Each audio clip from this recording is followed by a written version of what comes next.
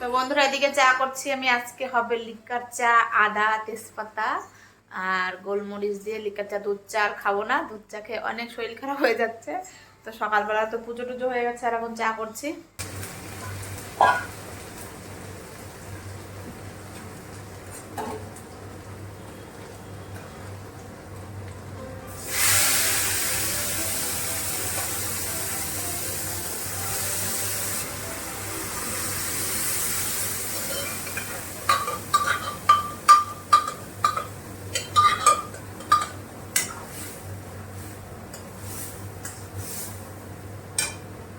করলাম আর দুপুরে তো সকালের তো ঘুগনি আছে, তো ঘুগনি আর রুটি দিয়ে আজকে রাতের ডিনার হয়ে যাবে। সঙ্গে নিয়ে নিচ্ছি একটু মিষ্টি।